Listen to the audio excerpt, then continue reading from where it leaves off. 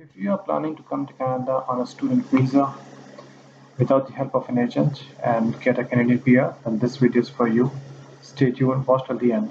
Thank you.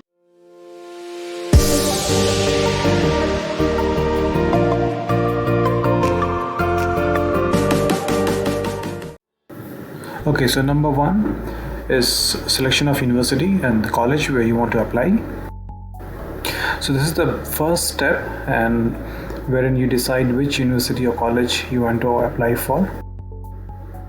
Now, most of the international students who come to Canada pursue a master's, postgraduate, or an undergraduate program. So once you have decided the university where you want to go, the next step is the applications deadline. So this is the most important step because you have to know the applications submission cutoff date or deadline. This basically means, in a layman term, is what is the last date for you to submit the application. Now, most of the good universities requires you to submit the application at least 7 to 8 months before the start of the program. On the other hand, colleges offering postgraduate program need 1 to 3 months time. So application deadline over here means you have to submit your application as required by the respective university and or college. Universities typically have two admission slots.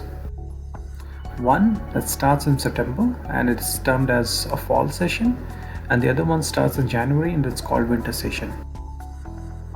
Please do not miss your application submission timeline, else you will have to wait for admission in the next batch. Number 3 is test of English as language, which is again the IELTS exam. So basically the next step is to appear for the IELTS exam. You need to get a minimum of 6 in all the categories of IELTS exam, which are speaking, writing, listening and reading. However, if you're planning to apply for universities, it's always preferable to get at least 7 in all sections. Also, for colleges, to improve your chances of selection, it is advisable to get minimum 6.5, but you may qualify only in some colleges with a score of 6. The next step is online application submission. So in this step, basically what you're going to do is you have to visit the university or college admission portal and you have to create a user ID.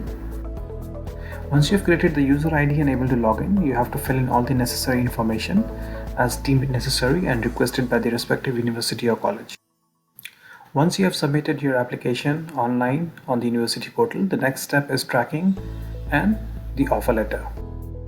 So basically, once you have submitted your application online on university or college portal, you can track your application submitted. And how you're going to do it is basically through an application tracking number. So you can log into the respective university or college portal and check the progress of your application. Meanwhile, once the university or college accepts your application, they will send you an official letter confirmation to your registered email ID. Once you have received the offer letter, the next step is the acceptance and payment of fees. So basically the next step is to accept the offer letter that the university or college has sent you to your email ID. Please note that you need to accept the admission offer letter within defined time period as mentioned in the offer letter. Mostly it's 20 days, however do check carefully what's the cutoff time mentioned by your university or college.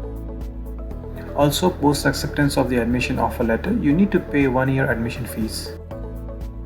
Typically fees will differ from university and college, but it should be in the range of 16,000 to 25,000 Canadian dollar. However, this is just a high level figure or approximate value. For accurate number, you have to visit the website of the respective institution. Next step is the medical test. So in this step, basically you are going to conduct a medical test. You have to find the nearest medical clinic or test center who are authorized to conduct medical tests. For more information, if you want to know where you can go for your medical exams, I have left a website in the description box. Please visit and you'll find the details over there. Once your medical exam is done, the test center or the clinic will be directly sending the medical exam report to Immigration, Refugee and Citizenship Canada, the organization who is responsible for handling all visa related process.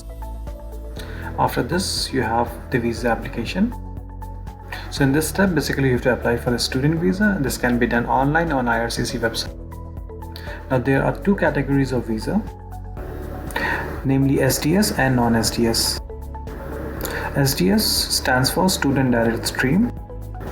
So in this category, the applicant or the student needs to have a bank account opened in any of the registered banks of Canada, such as Royal Bank of Canada, Scotia Bank, TD, Bank of Montreal, which is BMO, etc.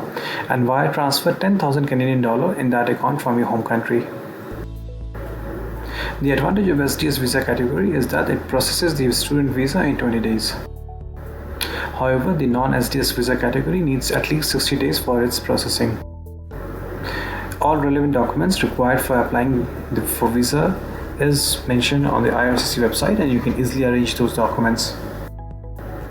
Next is biometric. So the next step post submission of your visa is to wait for IRCC email for conducting biometric exams. You will get notified via email to conduct the biometric exam, the results of which will be sent directly to IRCC. So next step in this process is the issuance of visa and the submission of the passport.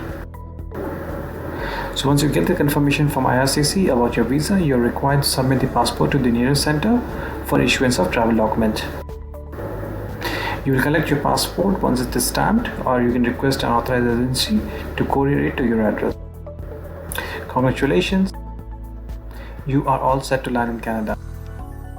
In the next video, we will discuss in details about the monthly expenses and income a student legally can make in Canada. Also, we will discuss in details about financial help for international students in Canada.